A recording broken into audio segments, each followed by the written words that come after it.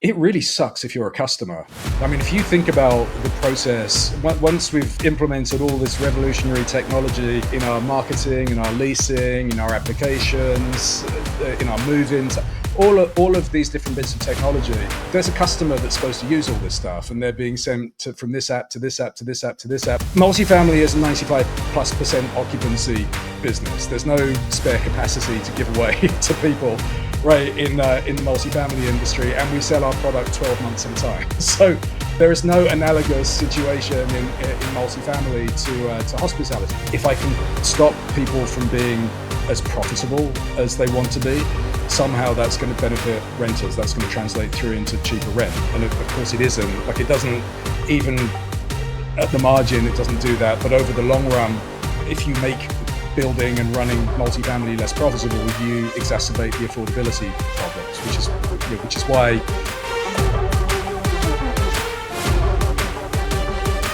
Hello everyone, and welcome to another episode of Multifamily Hangout live from our studios.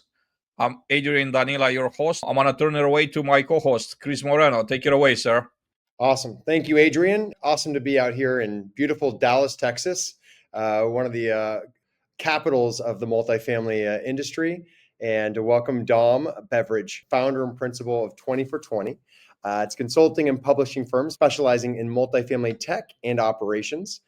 Dom has over 25 years of experience in consulting, tech, marketing, and has had leadership roles across various sectors. 2018, Dom created the infamous 20 for 20, the multifamily industry's leading survey of ops and technology. And prior to that, Dom spent 5 years at the Rainmaker Group as chief marketing officer, overseeing all the aspects of marketing, lead generation, until they were acquired by RealPage. And as an active contributor to the multifamily industry, Dom is a very frequent speaker at conferences on stage, such as NMHC Optech and AIM, and a regular podcast guest and a blogger. So first off, welcome aboard, Dom. Glad to have you here and your insights and all the writing you do and the speaking you do. I love your updates. But I'd love to hear, how did you get into multifamily in real estate? Did you plan to get into it, or did you fall into it? Well, nobody plans to get into multifamily. We know this, right? No, for me, I got in by way of revenue management. So I had done revenue management in a lot of different industries at various points in my career. I had a really good relationship via the hotel side of revenue management with the owners of the Rainmaker Group. And one day they just said, "Hey, look, we really want to figure out something that we can do with you. Would you come help us with some multifamily stuff?" And that was that. You're also the famous author of the 20 or 20 reports.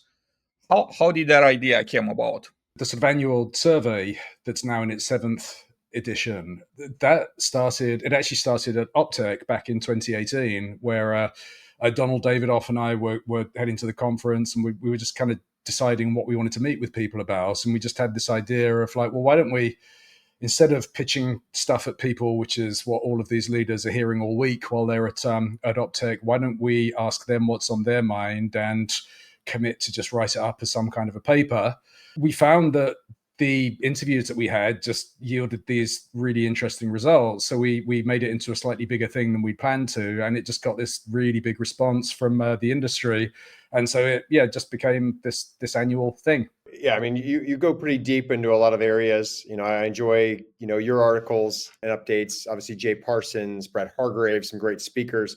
You noted AI is really like splitting off into 2 lanes, right? Off-the-shelf applications. I think you also talked about like custom enterprise tools. Which lane is going to ultimately deliver more transformation in multifamily? Do you have a take on that? I mean, ultimately, it's too difficult to say whether or not those two things will remain separate from one another, right? But if I look at how AI has this very sort of solid progress that it seems to make each year. When ChatGPT first came out, we were all sort of expecting the sort of hockey stick. Everything was about to change exponentially, and I don't really think that's what's happened. It's like people have found more and more things that you can do with it. The stuff that you can buy off the shelf has become pretty ubiquitous now. I mean, I think everybody I spoke to has digital leasing assistants at least some of their properties, and the scope of those things is changing as well. So from leasing, you get into collections and renewals and service and maintenance and all of these other sort of areas. So people are embracing it more and more to do stuff that it's good at. The other thing that I noticed this year was that people are, I think 5 out of the 20 people that we spoke to have firm plans in 2025 to figure out what they can do with large language models. So that's a different problem. It's a different application of the technology. It's not something that you think about the same way you think about all other kinds of software, which is, I think, the way that people are inclined to think about things like digital leasing assistants. They don't really look at it any differently from how they would look at CRM or payments or fraud prevention or any other kind of software.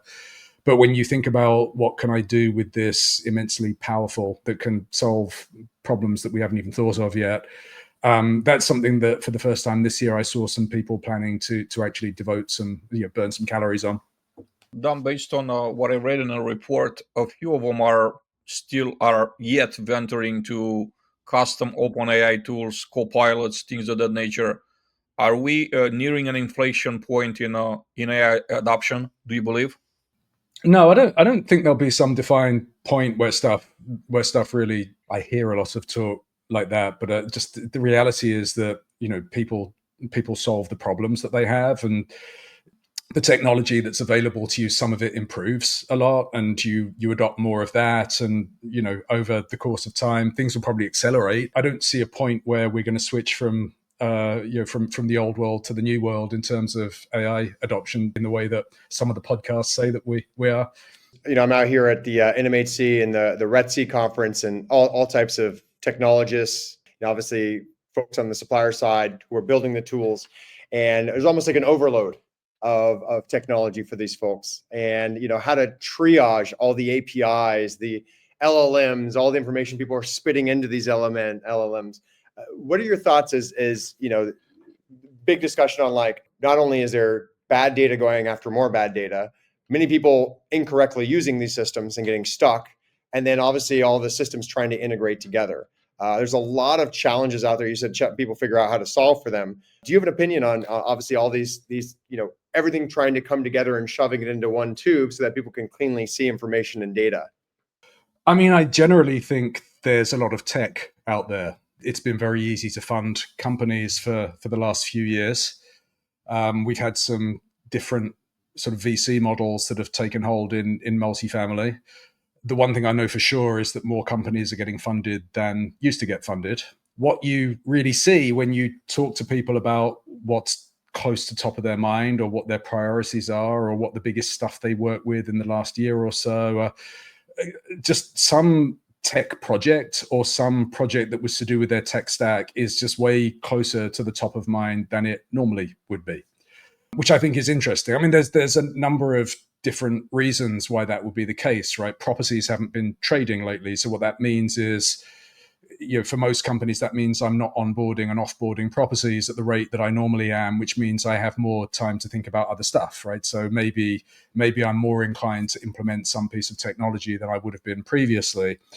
The other thing, though, that's very obvious to me now when you go into these discussions is that this round of discussions that I just had is that people are adopting technology that they wouldn't have adopted a few years ago, and I think it has a lot to do with the fact that lots of multifamily companies are also in the investment game now, which means technology is no longer just about thinking what's the best technology, what's the most cost-effective thing, what's the thing that improves my technology stack. It's some combination of that and, well, I've got a financial stake in this company, which means I should probably adopt it. And you're generally getting less and less coherent technology stacks over time in the industry. But it's particularly bad if you think about third-party management. I make this point in the paper. You've got many more companies than you used to have, and they all know to go and sell directly to ownership groups. Well, the NMHC top 50 numbers came out yesterday, and they continue to tell this story that our industry is getting more and more fee managed over the years. If I compare the 2025 numbers to the 2013 numbers, the average size of managed portfolios is almost 80% higher than it was back in 2013. Whereas the size of owned portfolios is like 15% lower. So you've got this increasing gap in terms of the size of ownership portfolios and the size of management portfolios, which tells you that this industry is just every multifamily community in this industry is far likelier to be third party managed and also third party managed by a big company than it used to be a decade ago. So when you think about that problem and you think about this proliferation of technology where there's all these founders that know to go sell to ownership groups, well, if I'm a third-party manager, I'm not going to turn down a management contract based on the fact that they want to use this payment app or this CRM or whatever other piece of technology it is.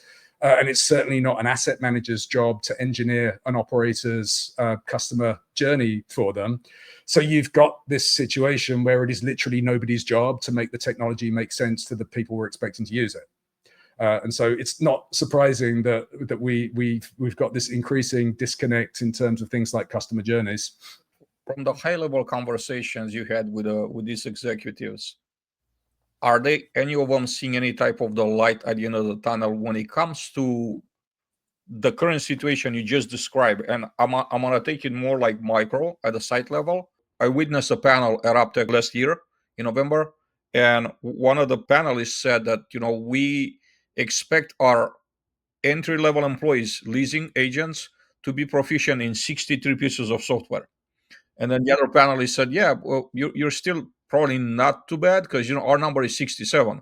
So that's an incredible, and actually is like a very absurd, like it's absurd. Why would someone work like entry-level wage and to become proficient, to become like a tech guru, to be able to like handle, to be proficient, to navigate 60 plus pieces of software? So is there any light at the end of the tunnel? Are they any of them like sharing any headways that they're making into like solving this issue? So I don't know to what extent it's a high priority problem. So the thing is, everyone always characterizes it like that. If you're talking to an operator about tech proliferation, they always talk about it in terms of how much training you've got to do. What I don't think people think about that much at all is that it really sucks if you're a customer. I mean, if you think about the process, once we've implemented all this revolutionary technology in our in our marketing, in our leasing, in our applications, in our move-ins, all of these different bits of technology, there's a customer that's supposed to use all this stuff, and they're being sent from this app to this app to this app to this app. Well, I mean, one COO was saying to me, we did an analysis of our customer journey, right, and we just determined that it's a Christmas miracle that anyone ever leases from us, because it's just so it's so difficult once you pile this stuff, all these things on top of one another. So there are definitely some companies that realize it's a problem. Everybody, I mean, 19 out of 20 people agreed that nobody really knows what their customer journey is anymore. Like, there's just so much tech that's been shoehorned into the process. It seems a pretty uncontroversial thing to say that nobody knows what their customer journey is right now. Question is whether or not that matters. We're a real estate industry. We're not Amazon.com or some company that's really dependent on delivering an excellent experience. So, if I think my real estate is good enough that I can make people jump through all these hoops in order to rent there, then maybe it just doesn't matter that much. I don't know. You mentioned that the customer journey sucks when you're the customer, and you're absolutely right. There was a post that I saw on LinkedIn probably like 6 months ago, and he was referring to a survey they were asking leasing agents what do they spend most of their time on, and he came up to like 67% of their time is them spending with the prospects and the residents, trying to help them navigate through the technology that's supposed to help them. So you spend 2/3 of your time doing that versus like actually taking care of residents' issues or selling apartments. I want to turn the tables and say, not from a complaining perspective, but for an opportunity perspective. Where do you see the opportunities of like taking this situation and actually make it a win? What are the possible wins? Because I personally see like a bunch of wins that are possible right there in that realm. So first of all, context is everything in multifamily. Again, people, when you talk to tech investors and people, it's all these big technology like narratives and stuff. Again, we're a real estate industry, which means whatever box full of units you happen to be working on has its own context, it has its own demographics, it has its own local market related things. Figuring out which problems are the most important ones to solve for each property in your portfolio would be a really good first step. If you're going to try and deal with the problem of tech blows, you have to get away from this thing that everybody does in multifamily, which is just cut straight to the beauty contest. Do you know what I mean? It's right. Well, I have this problem with applications. Let's get all the vendors in and have them present to us. As soon as you've gone down that path, you're framing your entire decision on the basis of which widget is best. Well, the problem is not necessarily that you're not picking the best of the widgets that are available. The problem is should you bother solving that problem at all in the first place? Like, is it even worth adding the complexity of another widget into your stack in order to solve a problem just because you generally hear that lots of people have that problem out there in the market? There are really, really good examples that I can think of where big companies have done really high quality analysis and they are not buying any of the tech that everybody else is adopting at the moment because they've just understood that it doesn't move the needle for them. But hardly anyone goes through that. You know how it works in multifamily. My boss tells me, sort out this thing about applications. I call my friends at the other properties. They tell me what software they're using. Now we've got the beauty contest. In they all come. Before you know it, you've got 67 different applications, many of which you don't need. It was a hot topic yesterday for sure. What you just said, we were talking about the complexities of integrations, adding new technologies that solve one problem and add three more problems, right? Discussion around cameras, access, robots on site. Whitney Kidd from Price showed off her robots that she's actually ordering and putting into their buildings. It's pretty incredible testing. So we'll see more and more of that. She's going to bring them to OpTech, she said this year, Dom. So that'll be pretty exciting. Yeah, I saw. There were some discussions around, obviously, from lead all the way to lease to retention or move out. And, we talk about like renewals, loyalty, resident. We're seeing this almost onslaught of companies trying to figure out payments, even telling residents, hey, pay us money. And there's a discussion about all these companies they're pinging the owners right now to offer rewards, rebates, incentives to residents without even working with the owners. And the owners are like, no, we're not going to take this money from some random company. Oh, by the way, be careful giving your money to these random companies. I'm curious to get your take on like these loyalty programs, these third parties trying to almost like hack together into the space. You've got the ones offering credit card rewards. You've got ones offering rebates, offering different payment terms. What's your thoughts on all of this? Is it going to work in multifamily? Is there do you need to have a full stack with one company, or is it kind of piece by piece? What's your take? Yeah, I have. It's funny. I was recording an interview with the CEO of Demuso about this the other day about a viewpoint that they actually published in the article with us about, which is I think is a really helpful article in terms of how to think about rewards. I worked for many years in the hotel industry. One of the most reliable sort of truisms I can say about multifamily is that anytime anyone begins a sentence with "they do this in the hotel industry, so they should also do it in multifamily," what follows is nearly always a bad idea. I get it. It's like multifamily apartment communities look a bit like hotels. That's pretty much where the similarities end. And so you get all kinds of suggestions, but loyalty is one of them, right? Like I do think there is a place for rewards. I think it's crazy to think there's a place for hotel style or airline style rewards. I mean, just as a revenue management guy, the fundamentals of hotel, and a guy who worked in hotels for a long time, the fundamentals of hotel loyalty programs is that there are periods where my rooms are worth far more to you than they are to me. So if I can buy your loyalty by giving away rooms to you when I can't fill them, that is a really, really good deal for me. That is the basis of Marriott Bonvoy, all these successful like programs. It's actually a great deal, right? It's a really nice way of sort of balancing inventory and customer needs, and it adds a lot of value to both parties. So it's not difficult to understand why those things have been successful.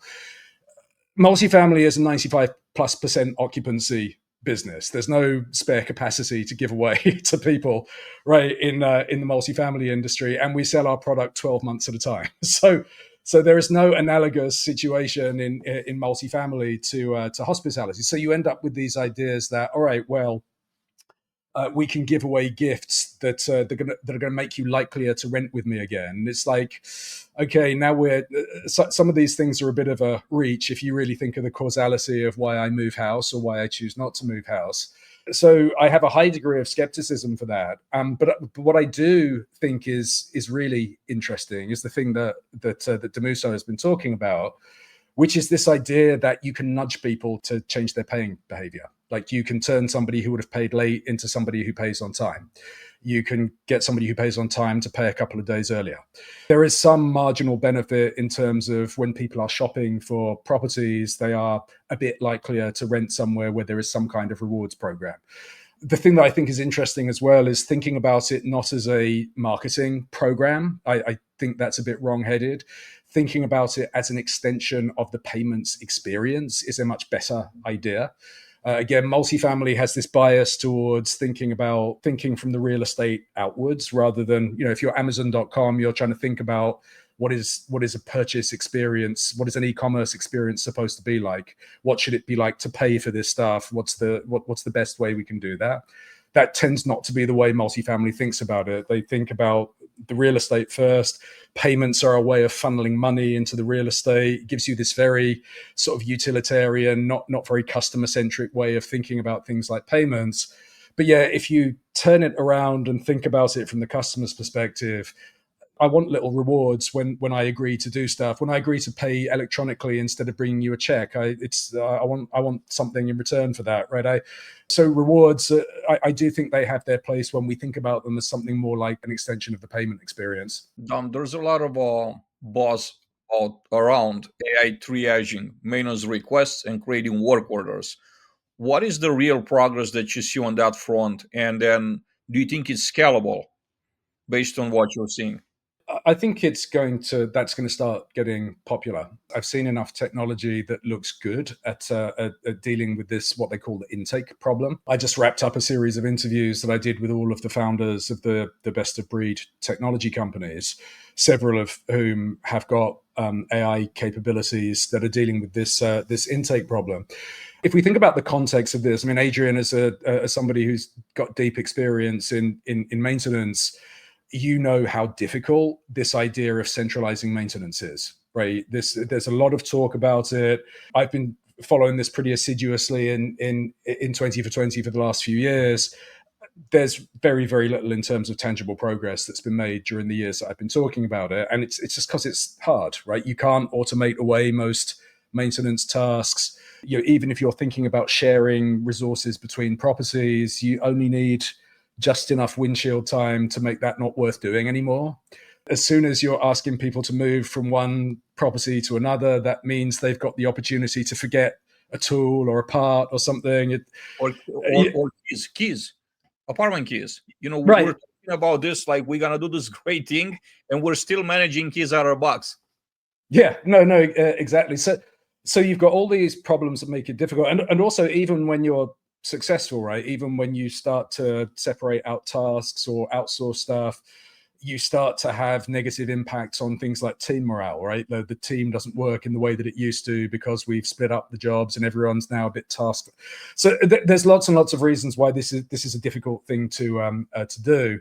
One of the things that I do think could make progress on that is this intake problem, right? So what we're talking about is kind of getting maintenance people at property out of the business of handling inbound maintenance requests, right? So just think about the problem of out of hours. Nobody likes that part of the job, right? If somebody calls with a service request at night, it's not necessarily something that needs to be dealt with right away, right? It could be dealt with tomorrow. We can find out all of the details that you need to about that maintenance request, right? So you can figure out, well, my sink is blocked, which sink, which room, you can find out all of the details that you need to. You can figure out if it's urgent. You can do what more and more people are talking about now, which is work order avoidance, right? We probably created a problem by making it easier and easier for people to log maintenance requests, right?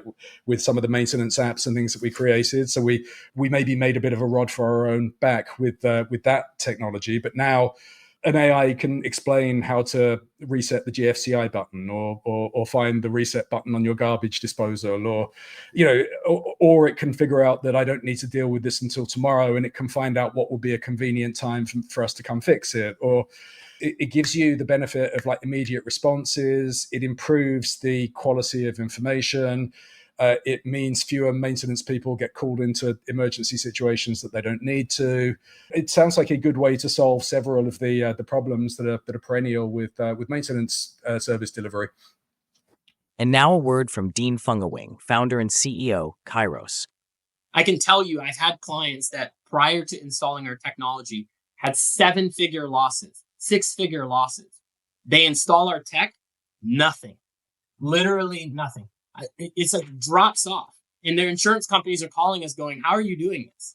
Right? I'm like, well, it just works. And we work with the customer. So we don't just throw in tech like a solution grenade and then walk off. You actually have to have this sort of white glove approach to helping re-educate, onboard. There's this change management that's happening, right? Staying on top of that. You really have to keep following up. And this kind of comes from my customer service side of being in a service-driven business. It's like, yeah, tech is great, but serve the customer. I'm curious to know, Dom, too, there was a great discussion yesterday with some owners about what's the biggest thing people are overlooking or not even talking about right now. And I think one of the ones that I mentioned was hardware, access, infrastructure improvements, and technology in that, because I feel like so many elements of technology can go, SaaS has to tend to integrate with access control and into the stack. I'm curious to get your take. Is there an area that you see that people aren't actually spending enough time on and they should be, or maybe they're overlooking it? I mean, there are probably several. I mean, I think the bigger problem is people just buy the wrong technology because they don't understand the problems they're trying to solve. I think people get very easily led by vendors these days. There are lots more vendors around. There's lots more pressure on people to, for some of the reasons we talked about earlier, to adopt more technology. I feel like the problem isn't that people are not solving enough problems. I think they're solving too many and too many ill-defined problems and creating confusion as a result. Funny you say that. Last night over drinks at the happy hour, I was talking with an owner and they were mentioning how their organization, they're going through and kind of cleaning up all the things that were marketed at the previous administration at their company. And they're cleaning up. They didn't even realize they had many companies that they had never heard of within their stack already that they were having meetings with. It was so wild because they have had 3 properties that had this, or 2 properties that had that, or 5 properties that had that. And you're right. It's funny because they might have only selected 3 companies and to go through an RFP with, and there's actually 7 companies. And so you're right. I've found, I think the greatest lesson I've learned, Dom, to your point, is like people don't necessarily pick the best product. They pick what's in front of them at the right time, at the right moment, and possibly has better marketing or a sales strategy, because sometimes the best products don't actually have a great sales strategy or a great follow-up. I mean, do you agree, or am I off base? Yeah, no, there's definitely a lot in that. And the best, or sorry, worst example of that is the example you brought up at the beginning, which is access control. I mean, access control was really hot in sort of 2018, 2019, leading into the pandemic. But, you had, I mean, mostly for structural reasons that were to do with technology investment, you had some disastrous companies that got way over their skis. And the problem with that is that technology, which the industry was not that experienced in implementing, required physical stuff to be put into properties. So it's very, very difficult to trade out, right? So once you've installed locks, thermostats, hubs, like whatever in a building, and you found that the company is in a lot of trouble, which was the case for many for many of these companies, now you've got a real problem, because you've if you're acquiring a property, you also acquire whatever decisions were made about installing technology in that building. And a lot of people definitely felt like they got burned by some of those decisions. I want to go back a little bit to centralization, Dom. And I remember from your previous year's reports, like maybe 2-3 years, I wanted to say roughly, reading the report, the executives you interview were like very bullish on, centralization. And it seems like, now things are kind of like either stalling or like scaling back in some situations. Do we need to rethink the centralization entirely? And do you find any type of models, like maybe regional models or like local models, that are actually successful, that are actually succeeding, embracing the centralized model? Yes, I do. So I was talking to somebody about this year's research, and I was saying, if I were to sum it up in one sentence, just the progress of centralization, it's like every year the way companies are centralizing gets less and less like the way that REITs do it. So REITs were the ones that were at the forefront of this. Again, I want to say sort of 2021 maybe-ish, that kind of time. You had UDR, you had Avalon Bay, you had Essex talking in their earnings calls about the savings that they were making with centralization, and they have really, really good programs. They did really impressive stuff. Camden has obviously done something very similar as well. And what you realize is there are very, very few companies in the industry that operate the same way that a REIT does. REITs control everything that they do. They don't have to ask anybody if they want to change the staffing of their properties. They tend to buy properties in relatively close proximity to one another. So they have these perfect conditions for coming up with these more centralized models. Very few companies, that is true of very few companies, right? Most companies, most companies have a separate owner and an operator. What that means is that every single decision that you make about staffing has to be about one property at a time, because I can't change the staffing of a property without changing the property management agreement that I have with the owner. So even the most aggressive, bullish third-party manager with the best centralization capabilities can only centralize the properties that their asset managers allow them to. What that then means is you've got a really much higher bar for those guys than, say, the REITs do. Like if I'm a REIT, I might say, right, well, I've got a cluster of properties in San Jose, California. Let's figure out how to redeploy the staff between them. That's a decision you don't get to make if you're a third-party manager, right? Because each of those properties has a different owner.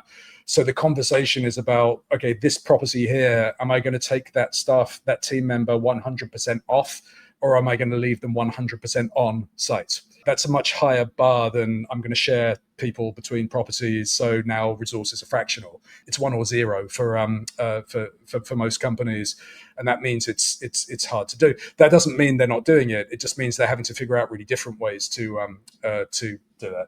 I released a paper with them in about centralization for third-party management. It sort of reveals that there's quite a big spectrum. Like at one end of the scale, you've got companies that are making a lot of progress on this. They're getting a lot of people to adopt their centralized services.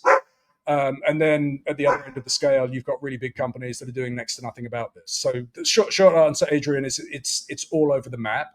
But what I do think, what did interest me a lot from this year's results, is that I don't think it's the case that people are taking staff off site. Again, if I take the REIT perspective, it's like, well, we're going to take all the assistant properties managers' work, we're going to put it in shared services, and then we're going to eliminate the role of assistant property manager. That's the way that a REIT would think about it.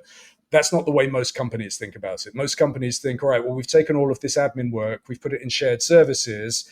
Now, what do we want our assistant property managers to do?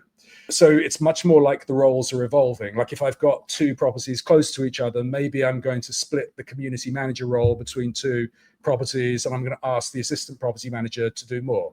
Or if I'm in a lease up, maybe I'm going to take out an APM and I'm going to put in another leasing agent, because that aligns more with what I'm trying to do with that property.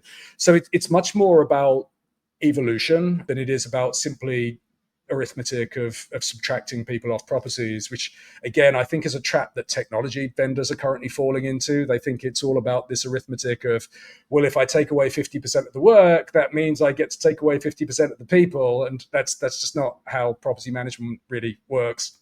As you talk about, I think one of the interesting things is like, is the fatigue, confusion around tech but it's needed. And Adrian and I were just at a big summit where, and this was at several summits that I'm hearing today, people are finally like, okay, we've talked about that we're going to make a shift in maintenance, but they didn't do it, or they didn't fully implement the technology. Well, now they're like, we are being forced to. So it's happening this year. Finally, like maybe it was a 2022 or 2023 initiative. They didn't really buy into it. Now they're being forced to because of lack of labor. Brad Hargraves, who spoke yesterday, he mentioned how something was like autonomous vehicles was promised in like 2018, 2019, and it didn't happen. So people then kind of like didn't trust that promise. And now it's like, well, now it's actually coming about. So I'm curious to take from you is all of these promises that happen. Is there what I love about you, Dom, is you have very strong beliefs. Is there a strong belief that maybe people were promised, didn't happen, but you're like, it's going to come back? There's something that's going to come back to multifamily, and it's going to happen either this year or in the next couple of years that maybe we were promised in the past? Gosh, I mean, the thing that leaps to mind is something like short-term rentals, right? I mean, that was, I think that was the biggest hype cycle I think I've seen in multifamily. And after several years of asking people in my survey and having them say not a priority, I just thought it's possible that this was a little frothier than people realized at the time. I mean, driverless cars, you touched a nerve. Like when my kids were born, I felt sure that they'd never have to learn to drive a car. Technology was going to take that problem off the board for me, and it hasn't happened. So, I'm still embittered about that. But something that's going to come back, AI, I hate talking about AI because I don't think it's the right way to think about that technology anymore. I do think that the impact of AI on technology is that it's just going to delete swathes of solutions that we currently think about. It's just going to completely remove the need for them. So much of the technology that we use is predicated on we have to give humans something to interact with and a way for humans to decide what they want to do and go through workflows and blah, blah. So much SaaS software works in that way. And I think one of the quotes in the paper was from one of the technology leaders who was talking about AI, being the intent engine, right? Of when AI is kind of able to take more steps. You don't need people to sort of do that stuff. If you think about Salesforce.com, you would never start that business today, right? Like that's an application that's predicated on getting humans to like put information in places and take the next step and so on. So many of those steps are not going to be needed anymore. That I think SaaS software has to just look a lot different a few years from now than it currently does. In terms of something that we were promised that we're not going to get back, I don't know. It's funny you say that. I still think about all that garage space as well. Like that was tagged for adaptive reuse a decade ago, and we still need to park cars. It's interesting because, funny enough, and I, as you talk about Salesforce, it's interesting how much it doesn't actually integrate into our systems a lot of times. But I know you're going to the Funnel Summit. You just posted about that. I just saw Tyler here in the pink, and he was talking on a panel about all the integrations, the challenges of API. An owner was talking about the challenges of the API calls and how that's becoming such a massive problem of the amount of data, bad data, API calls, the right information. And then, of course, to your point, your point about Airbnb, they were here, and Jonathan Shivers over there. It's happening, whether you want to believe it or not. It's just at what rate, to your point. And yeah, it'd be interesting to see how. That's a good point that you bring up about how everyone thought that was the future. That was going to be it. It's still there. Feels like it's coming back. But and I remember the multifamily industry probably 7-8 years ago rebelled against it, but now it seems like they're starting to embrace it now after all these years. So. Yeah, it's interesting because in the right property, it adds a lot of value, right? It's again, the revenue manager in me thinks about things like Airbnb friendly buildings as part of your revenue mix, right? It's you've got to sort of figure out how much of it I need in order to sort of improve the performance of a building overall. I mean, you've got some cultural biases. Lots of people who've been around property management for a long time just generally don't like the idea of strangers being in the property. that's just this sort of headwind that seems particular to the industry. But I guess the conclusion I drew was that most of them are not thinking about it as part of their revenue mix. They're thinking about it, if I have a problem with occupancy, I might want to use flexible rentals to like solve it, but they're not thinking proactively about well, if I thought about how much of this I'm going to do through the course of a year, I would start making different decisions about the about how I run my apartment communities. Dom, this is something that probably didn't transpire in your latest report, but from the conversations you had with the execs, what are the things that they're most fearful of? What are the things that keep them up night when it comes to technology? I mean, if we talk about those kinds of things, like technology people, it's generally going to be things like it's generally going to be things like cyber security. But again, I just don't think that's top of most people's minds, right? It's something that you insulate yourself against to the greatest extent you can. It wouldn't do to worry too much about these sort of black swan events outside of taking the appropriate precautions. People have sort of esoteric concerns about their business not being sort of ready enough for AI, or there's some things like that. But I don't think people have a lot of sleepless nights because of tech. I think right now the huge topic, we were in DC last week, legislation for sure. Let's dive into the one I think you did a solid job on sharing tidbits, going down the rabbit hole, depending on how much you want to talk about it, because some people don't want to talk about it. But revenue management software, right? I think you did a solid job of breaking down the facts, because there's a lot of hype. There's a lot of, there's both sides. And I think you can argue both sides of many topics, which I enjoy doing. Can you share a little bit more maybe about why revenue management software? Because even Greystar, I think, is like not even 1% of multifamily, right? At the end of the day, it doesn't allow you. Number one, it's taking public information for the most part, is my understanding. And number two, that the true solution isn't blocking technology to help with the affordability crisis. It's building more supply.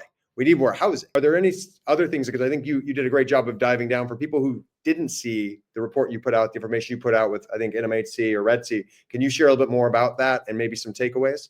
I know the defense that's being offered about revenue management is about affordability. And it's true, if you legislate so that people are not allowed to do things like set their prices better, it's really like you're doing it's really like a stealth rent control that you're doing. You're trying to stop. It's like this idea that if I can stop people from being as profitable as they want to be, somehow that's going to benefit renters. That's going to translate through into cheaper rent. And of course it isn't. Like, it doesn't, even at the margin, it doesn't do that. But over the long run, if you make building and running multifamily less profitable, you exacerbate the affordability problems, which is why it's not a coincidence that the states and the municipalities that have been showing the biggest interest in revenue management legislation are the ones that are typically heavily regulated and have supply problems, right? So it's this really perpetual thing. I don't think anybody's motivation in either suing companies or in putting forward legislation has anything to do with housing affordability. I released a podcast series where I talked to a bunch of different lawyers about this.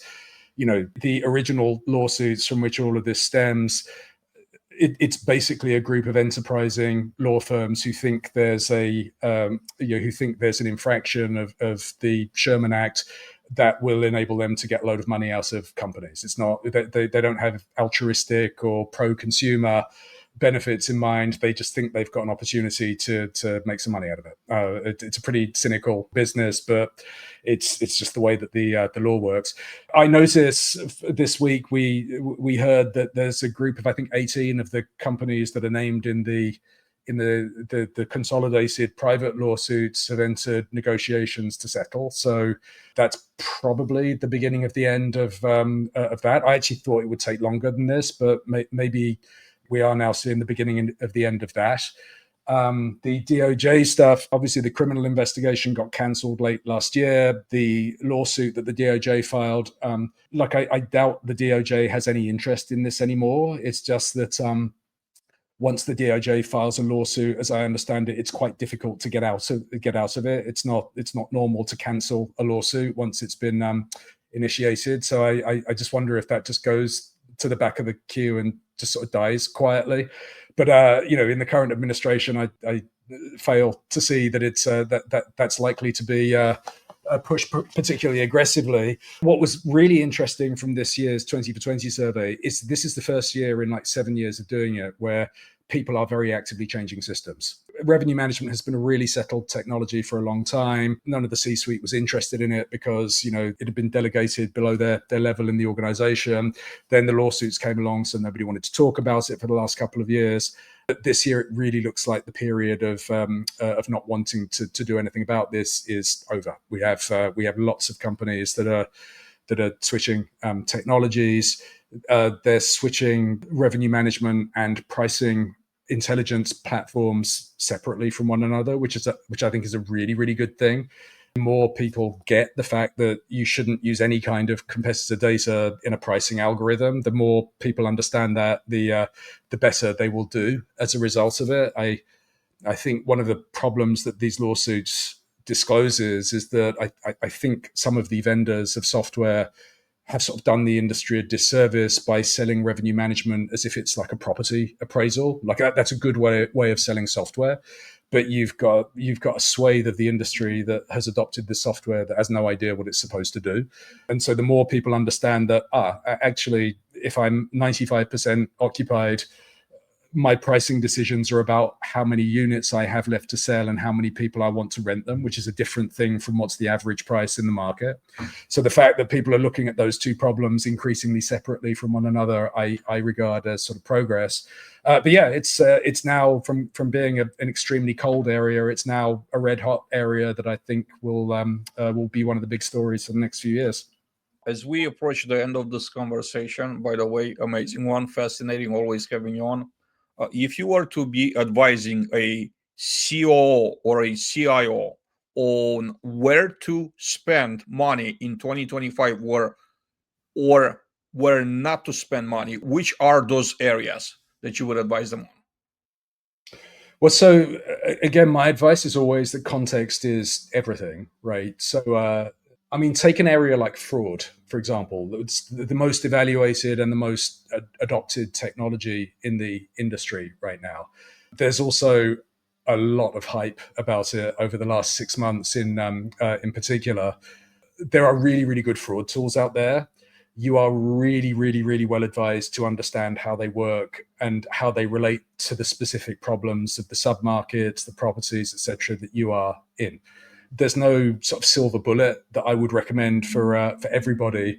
The companies that impressed me most are the ones that went and did the analysis. They figured out which behaviors correlate the most with delinquency and bad debt and that kind of thing, and they understood exactly which levers they wanted to work on and how best to address those.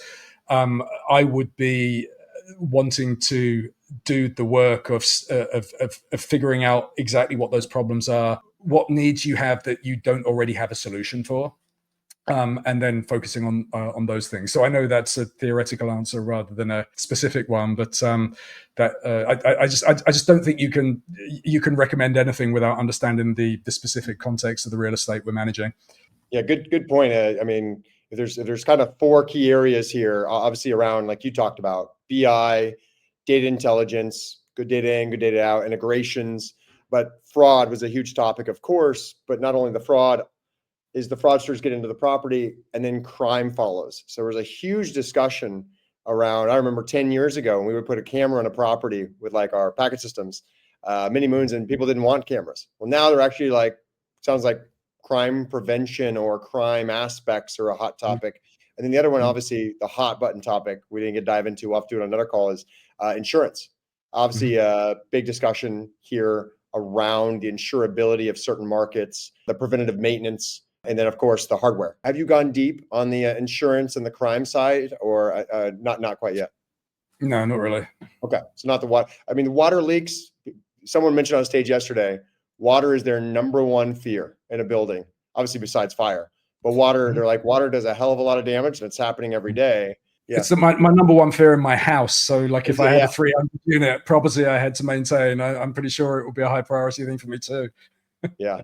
It would be interesting to break those down, but obviously the insurance companies, I guess, are scared to death of floods, waters, et cetera. But what's the website? So our listeners who aren't subscribed to you, can you share that before we go with listeners, the best way to follow you?